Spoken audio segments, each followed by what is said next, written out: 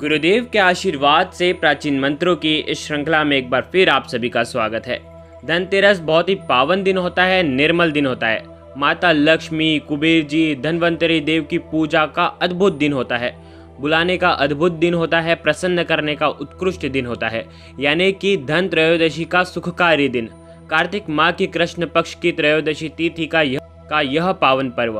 हर धर्म में अलग अलग मान्यता। जैन धर्म के अनुसार धनतेरस से भगवान महावीर ने अपनी अंतिम देशना संवत्सरण में 48 घंटे तक दी थी।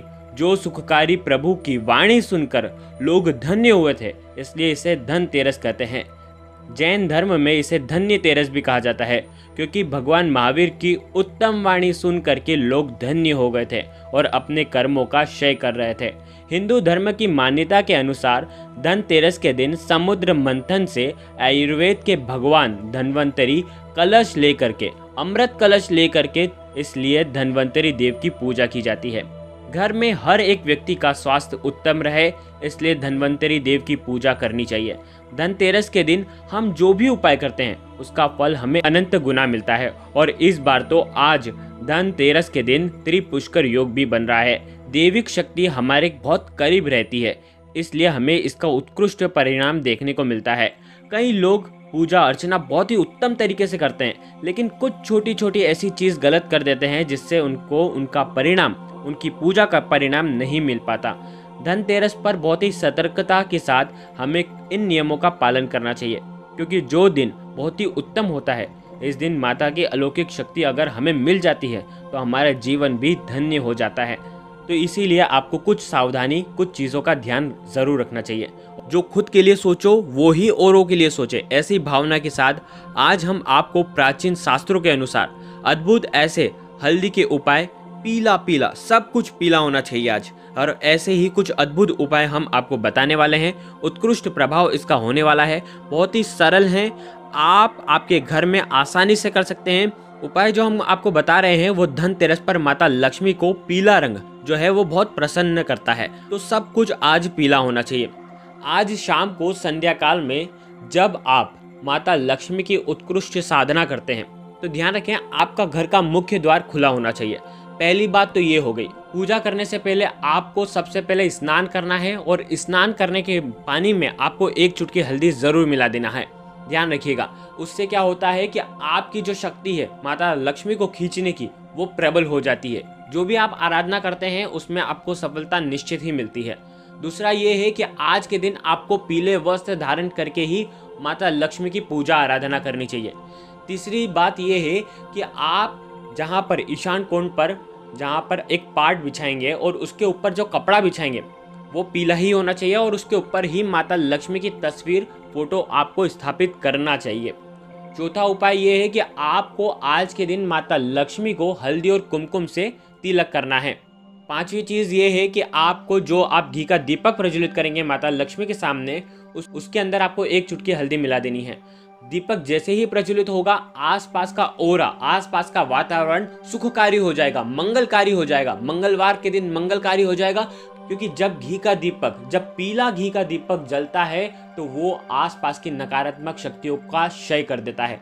उसके बाद आपको क्या करना है, आपके घर के मुख्य द्वार पर आपको स्वास्तिक बनाना है। ध्यान रखें स्वास्तिक पीला ही होना चाहिए। एक स्वास्तिक आप बनाएं, थोड़े से अक्षत वहां पर डाल दें। देखिए स्वास्तिक जो है वो माता लक्ष्मी को खींचने का काम करता है, इसलिए आपको स्वास्तिक बनाना बेहद जरूरी होता है।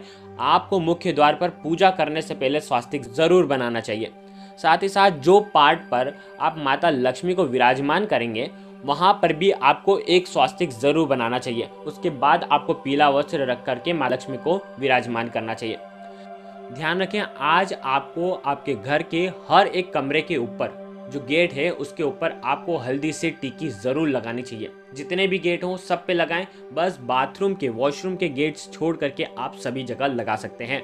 साथ ही साथ आज के दिन आपको तुलसी माता के वहां पर भी आपको एक पीले रंग का स्वास्तिक बनाना चाहिए, हल्दी का स्वास्तिक बनाना चाहिए। उसके बाद आप आपके घर के रसोई घर में भी आपको स्वास्तिक बनाना चाहिए। अन्नपूर्णा माता का आशीर्वाद प्राप्त करना है इस धनतेरस पर। आपके घर में धन धान्य की कोई भी कमी नहीं हो, आहार की कोई कमी नहीं हो, इसलिए आपको वहां पर भी स्वास्तिक बनाना चाहिए। आज के दिन आप आपके धन रखने वाले स्थान पर भी आपको स्वास्तिक बनाना चाहिए। ध्यान रखें, आप शाम के समय आपको क्या करना है, एक प्लेट लेना है। आपके घर में जो भी चीज़ है, श्री यंत्र हैं, लक्ष्मी जी के फोटो वाले जो चांदी के सिक्के हैं वो, या साधारण सिक्के हैं वो भी, आपको गोमती चक्र जो आपके घर में पड़े हैं वो भी, साथ ही साथ आपको कोड़ियाँ लेनी है, या आपके पास जो भी लक्ष्मी जी के यंत्र रखे हुए हैं या कोई दूसरे यंत्र भी हो तो वो सब आपको उस थाली में रखना चाहिए। और आपको दूध और पानी मिला करके पक्षाल का पानी करना चाहिए, और उसके अंदर भी आपको केसर या हल्दी आपको मिला देनी चाहिए। और उसके बाद ओम श्रीम नमः कह करके उनका सभी का अभिषेक करना चाहिए।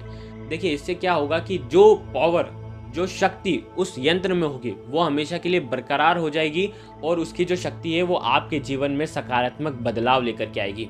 तो ओम श्रीम नमः कह करके आपको इन सभी का पक्षाल करना चाहिए। ध्यान रखें, सूर्यास्त के बाद ही आपको ये करना चाहिए। उसके बाद आपको एक सफ़ेद कपड़ा लेना है और हर चीज़ आपको पोंछनी चाहिए। उसके बाद आपको क्या करना चाहिए, एक पीला कपड़ा लेना चाहिए और उसके अंदर आपको 2 हल्दी की गांठ रखनी है। उसके बाद गोमती चक्र जो भी आपके घर में पड़े हैं वो सब रखने हैं। कम ऑड नंबर की संख्या में होना चाहिए, यानी कि 3, 7, 5 ऐसे आपको गोमती चक्र रखने हैं। उसी प्रकार आपको कोड़ियाँ भी रखनी चाहिए और एक चांदी का सिक्का भी आपको उसके अंदर रखना चाहिए। और आज के दिन आपको धनिया के बीज भी उसके अंदर रखना चाहिए, ध्यान रखिएगा। और ये पोटली, ये 5 चीज़ों की पोटली आपको बनानी है और धनतेरस की रात में ही, ध्यान रखिएगा, धनतेरस की रात में ही आपको ये तिजोरी में रख देना है। सबसे उत्तम, सबसे उत्कृष्ट उपाय है, माता लक्ष्मी की दिव्य कृपा इससे आपके जीवन में होती है। आपको दिव्य कृपा आपको मिलती है। इस प्रकार आपको हल्दी से उपाय करना चाहिए। अपने यंत्रों की शक्ति बरकरार करने के लिए ये उपाय करना चाहिए। पोटली के अंदर आप थोड़े से अक्षत भी डाल दें और आपके जीवन में अक्षय पुण्य की ये प्राप्ति कराते हैं। तो ध्यान रखिएगा, धनतेरस के दिन ये आपको करना चाहिए। धनतेरस के इस उत्कृष्ट दिन पर एक बात ध्यान रखिएगा, आज के दिन आपके घर में कोई भी एक्सपायर्ड मेडिसिन हो तो उसे पहले ही बाहर कर दें। ध्यान रखिएगा, पूजा से पहले आपको बाहर कर देनी चाहिए। जो हमें निरोगी काया का वरदान देते हैं, ऐसे देव की आराधना करनी है। यानी कि धनतेरस पर हमें धन्वंतरी देव की आराधना करनी चाहिए। तो उनकी आराधना करने से पहले, अगर आप उनकी आराधना करते हैं तो ठीक है, नहीं भी करते हैं तो आपको क्या करना है, आपके घर से जो भी एक्सपायर्ड मेडिसिन है वो घर के बाहर कूड़े में आपको फेंक देनी चाहिए। इसका विशेषकर आपको ध्यान रखना चाहिए। आज के दिन हो सके तो आपको ईशान कोण में, यानी कि आपको नॉर्थ ईस्ट कॉर्नर में, आपको पूर्व दिशा की तरफ दीवार पर आपको आज के दिन आपको अष्टदल कमल बनाना चाहिए। अष्टदल कमल बनाने से लक्ष्मी माता बहुत प्रसन्न होती है और अष्टदल कमल भी लक्ष्मी जी को खींचने का प्रयास करता है। ये एक चुंबक की तरह काम करता है, इसलिए आज के दिन अष्टदल कमल भी आपको बनाना चाहिए। धनतेरस के इस उत्कृष्ट दिन पर माता लक्ष्मी के आसपास आप जब भी पूजा कर रहे हैं तो मोगरे का इत्र आपको जरूर छिड़कना चाहिए और साथ ही साथ कमल का पुष्प माता रानी को अर्पित करना चाहिए और धूप भी मोगरे की ही करना चाहिए आपको। और आज के दिन आपको कम से कम 108 बार, यानी कि 1 माला इस दिव्य मंत्र की आपको गिननी चाहिए। जगत के गुरुदेव भी सूर्य मंत्र की जब आराधना करते हैं तो अधिष्ठायक देवी की ये आराधना करते हैं, इस मंत्र की आराधना करते हैं। मंत्र इस प्रकार है, ओम श्रीम ह्रीम क्लीम महालक्ष्मी नमः। इस मंत्र का कम से कम 108 बार आपको जाप करना है। ध्यान रखें, ये जितनी भी पूजाएं आपको सूर्यास्त के बाद ही करनी है, सूर्यास्त के पूर्व आपको नहीं करनी है। धनतेरस की पूजा, माता लक्ष्मी की जो पूजा होती है वो शाम को संध्या काल में सूर्यास्त के बाद ही होती है।